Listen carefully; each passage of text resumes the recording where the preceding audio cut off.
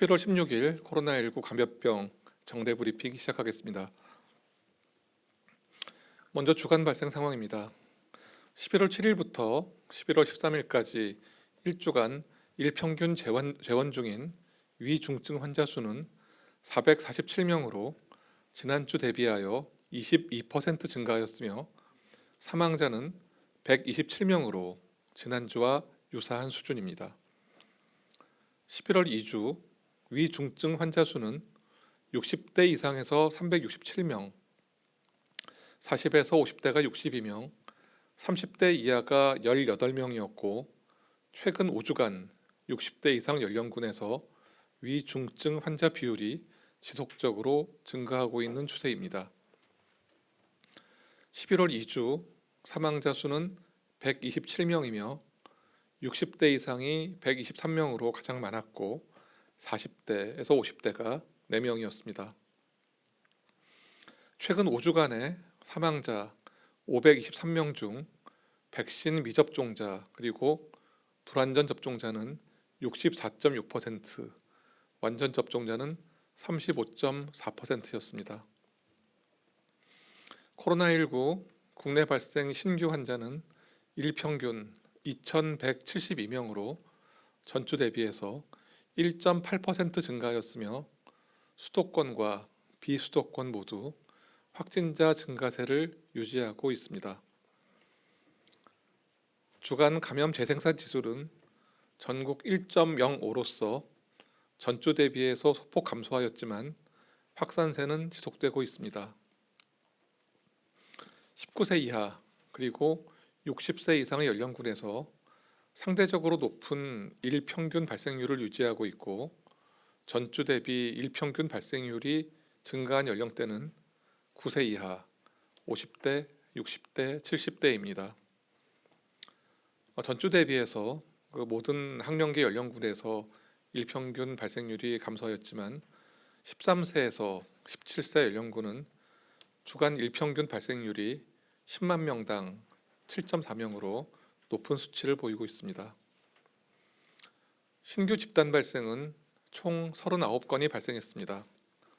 교육시설이 10건, 의료기관 그리고 요양시설 9건, 사업장 10건, 다중이용시설 6건, 종교시설 2건, 가족 및 지인 모임 1건, 공공기관 1건이 발생하였습니다. 국내 감염 사례의 주요 변이 바이러스 검출률은 99.9%였고 모두 델타형 변이입니다.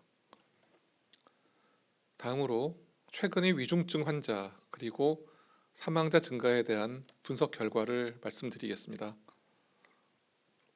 위중증 환자 증가세가 가속되고 있습니다.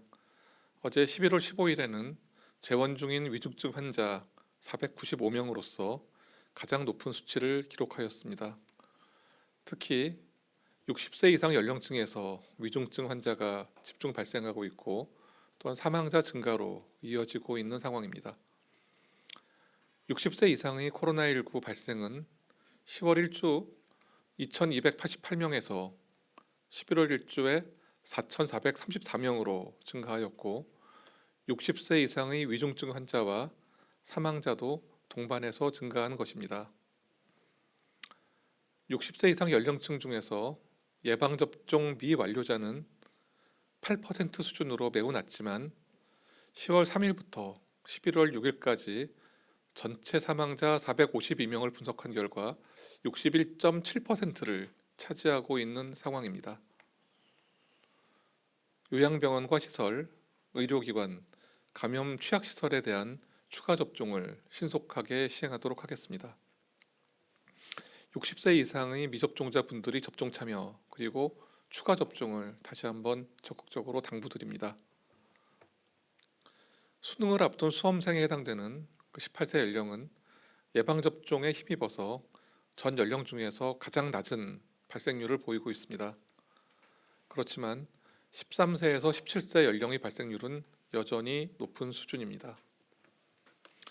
소아청소년 대상 예방접종률 향상을 위한 노력을 지속하고 수능 그리고 대학별 고사 시기에는 교내 및 학교 밖의 방역수칙 준수 이행에 대한 관리를 강화할 계획입니다.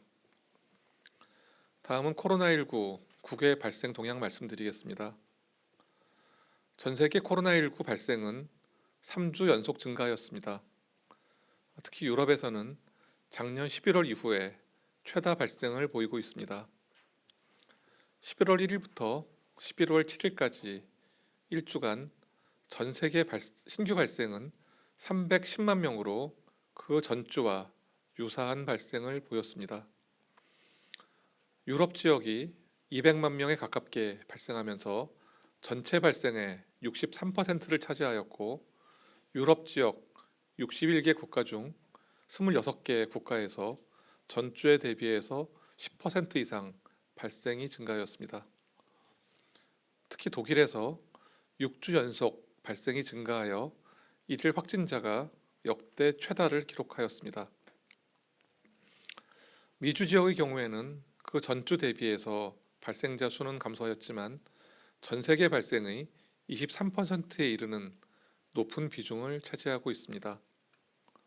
미국의 경우에는 주간 발생이 소폭 감소한 가운데 5세에서 11세 연령층에서 가장 높은 발생률을 보인 점이 특이한 점입니다.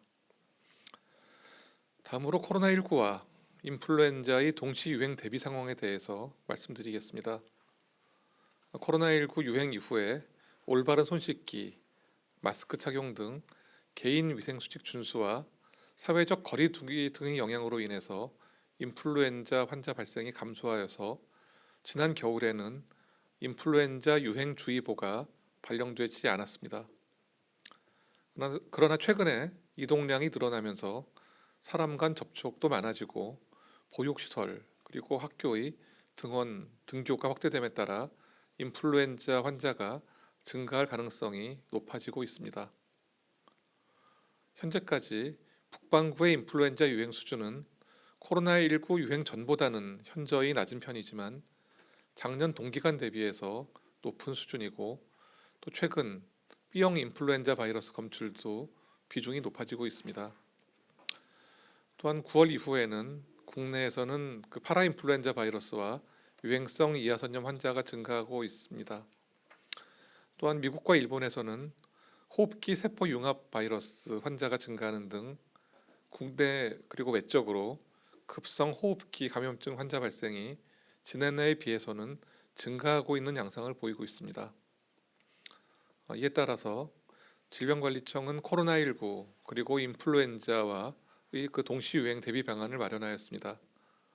고위험군에 대한 인플루엔자 예방접종 실시, 유증상자에 대한 코로나19 검사 적극 권고, 인플루엔자 의심 환자에 대한 선제적 항바이러스제 투약, 감염 확산 예방 조치, 그리고 표준 감염 예방 수칙 준수가 그 내용입니다.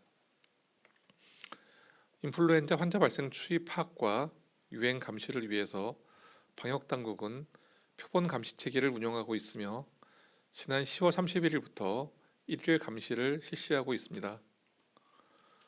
표본 감시 실시 결과는 질병관리청이 발간하는 주간 건강과 질병 그리고 감염병 뉴스레터 등을 통해 국민 여러분과 의료인에게 신속하게 제공할 예정입니다. 발열 등의 증상이 있는 환자는 의료기관에 내원하시기 전에 전화 상담을 하여 주시고 내원 시에도 마스크를 꼭 착용하여 주시기 바랍니다.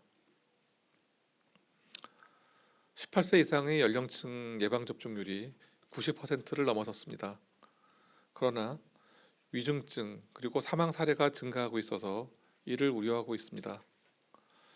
백신은 감염 예방과 중증화 그리고 사망을 줄이는 가장 강력한 대책이지만 백신에 앞서서 감염 가능성을 차단하는 것이 보다 중요합니다.